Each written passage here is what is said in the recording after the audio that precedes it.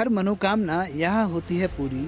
सोने की तरह चमकता है माँ रड़कौसला देवी का स्वरूप। पाकिस्तान के हिंगलाज से आई थी रड़कौसला देवी। यहाँ बता दे कि माता सती के 51 शक्तिपीठों में एक शक्तिपीठ हिंगलाज भवानी का है। माता का यह मंदिर पाकिस्तान में है। 11वीं शताब्दी में बुंदेलखंड के वीर योद्धा आला उदल के चचेरे भाई मलखान पर हिंगलाज देवी की कृपा थी। मलखान हिंगलाज से माता को अपने साथ लेकर आए थे। वीर योद्धा मलखान युद्ध में जाने से पहले हिंगलाज देवी की पूजा अर्चना करते थे। ऐसा कहा जाता था कि माता स्वयं अपने हाथ से मलखान की तलवार दिया करती थी, इसलिए रड़कौसला देवी के नाम से पूजी जाती है। यह बता दें कि भिंड जिले के दवो कस्बे से 2 किलोमीटर दूर स्थित अमाहा गांव के नजदीक मां रड़कौसला देवी का बड़ा मंदिर है। नवदुर्गा उत्सव में रड़कौसला देवी की पूजा अर्चना करने के लिए देश विदेश से श्रद्धालु आते हैं। यह माता का एक ऐसा मंदिर है जहां माता की प्रतिमा सोने जैसी चमकती है। माता के 1000 साल पुरानी प्रतिमा है। यह मंदिर का निर्माण चंदेल राजाओं द्वारा कराया गया था।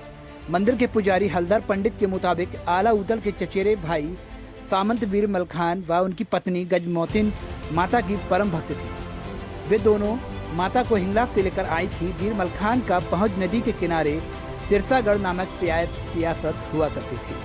पहुंच नदी की बीहड़ में आज भी रियासत के अवशेष मिलते हैं। मंदिर परिसर में एक बावड़ी है। स्थानीय लोगों के मुताबिक मंदिर परिसर में बावड़ी का सीधा रास्ता सिरसागढ़ से जुड़ा हुआ है।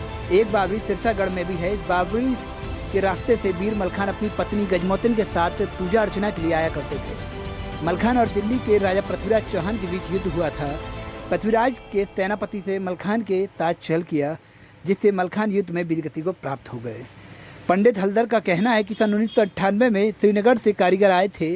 इन कारीगरों ने मां के दर्शन किए थे। मां ने कहा कि मेरा स्वरूप काफ़ी पुराना हो गया है, पाषाण प्रतिमा की अष्टधातु की प्रतिमा में बदलना है। यह प्रेरणा के साथ जब कारीगरों ने मंदिर प्रबंधन को बताया तो पाषाण प्रतिमा की अष्टधातु की परत चढ़ाई गई।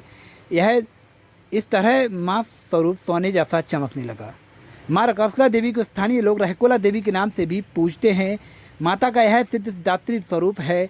वो शत्रु पर विजय दिलाने के साथ साथ हर मनोकामना पूरी करती हैं। सबसे ज़्यादा लोग माता से संतान प्राप्त की इच्छा के साथ आते हैं। माँ की कृपा से गोद हरी भरी होने पर पालना चढ़ाने का रिवाज है। इसके अलावा यहाँ लोगों की मनोकामना पूरी होने पर जवारे सांग चढ़ाई जाती है। यहाँ पूजा अर्चना के साथ देश विदेश से श्रद्धालु आते हैं। साथ ही मंदिर पर नवमी को विशाल मेले का भी आयोजन होता है।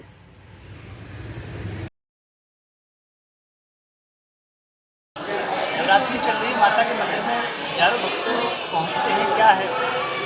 ये माँ रड़कौसला देवी जी का 11वीं शताब्दी का मंदिर है। आला उदल कालीन आला उदल के जो चचेरे भाई थे मलखान, उनकी हाथों की प्रतिष्ठा है। वो 11वीं शताब्दी में हिंगलाज से देवी लेके आए थे। हिंगलाज से दर्शन करने जाया करते थे।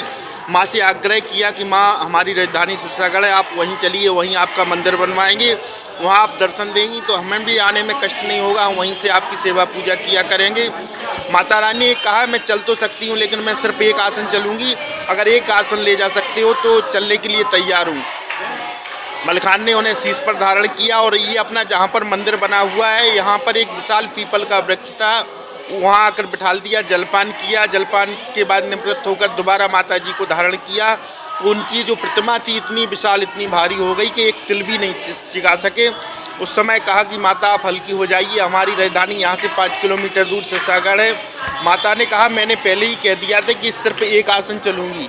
तो वहीं आकर मलखान ने मंदिर बनवाया और ये सामने बावड़ी है, यहाँ से 5 किलोमीटर सुरंग गई है जहाँ तक उनकी राजधानी है। आज भी ऐसे प्रत्यक्ष प्रमाण मिलते हैं कि मलखान और उनकी पत्नी गजमोतिन आज भी सूक्ष्म शरीर से यहाँ दर्शन करने के लिए आते हैं। मंदिर परिसर में नवरात्रि के टाइम पे चैत्र में और अभी भारी संख्या में भक्त पहुँचते हैं, मेला लगता है। यहाँ कहाँ से लोग आते हैं? यहाँ पर कुंवार की नवरात्रि, चैत की नवरात्रि और एक माँ का जन्मोत्सव मनाते हैं माउसदी तेरस में। जो नई प्रतिमा का अनावरण हुआ, माता रानी ने एक नए रूप में अवतार लिया। पहले पाषाण की प्रतिमा थी, फिर माता रानी उसी प्रतिमा को अष्टधातु के रूप में परिवर्तित हुआ। उस एक जन्मदिन पर भी उत्सव मनाते हैं। और कुंवार की नवरात्रि, चैत की नवरात्रि में भी यहाँ पर विशाल मेला लगता है। यहाँ पर मध्य प्रदेश, उत्तर प्रदेश, राजस्थान, गुजरात, अन्य प्रदेशों से लोग आते हैं क्योंकि ये बड़ी सिद्धपीठ है। जो जैसी श्रद्धा लेकर आता है माता रानी सभी प्रकार की उसकी इच्छाएं पूरी करती हैं। हमारे समीप उत्तर प्रदेश है। उत्तर प्रदेश से लोगों का आना बहुत ज़्यादा रहता है यहाँ पर। बताया जाता है कि माता 3 रूपों में पूरे दिन में दर्शन देती हैं। बिल्कुल आपने सही कहा, ये सब भाव का खेल है। हम चाहें माता रानी के जब सुबह दर्शन करते हैं तो ऐसा लगता है एक बालिका के रूप में दर्शन हो रहे हैं, और जब दोपहर में दर्शन करते हैं तो युवा अवस्था में, और शाम को वृद्ध अवस्था के रूप में दर्शन होते हैं। अभी कोविड के चलते नवरात्रि चल रही है और इस समय भीड़ होनी चाहिए वो नहीं हो पा रही है, इसके चलते क्या कहना चाहिए? मैं तो ज़्यादातर भक्तों से यही अपील करूंगा, क्योंकि ये विपत्ति का जो समय आया है, महामारी का समय, इसमें लोग बाग कम आए हैं।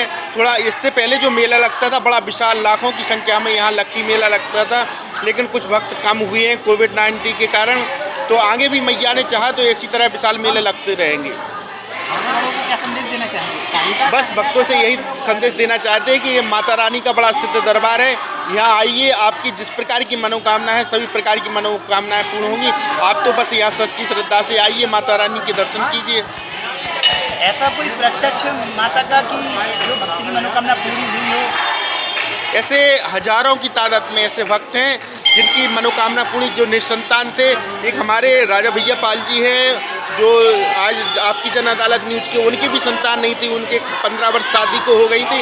यहाँ आकर मैया के दरबार में अर्जी लगाई, मत्था टेका और उन्हें संतान की प्राप्ति हुई। हमारे एक शिक्षक हैं, मैं तो इस तरह गिनती नहीं कर सकता, क्योंकि इसके प्रत्यक्ष प्रमाण यहाँ पर चढ़े हुए हजारों की तादाद में पल्ले हैं।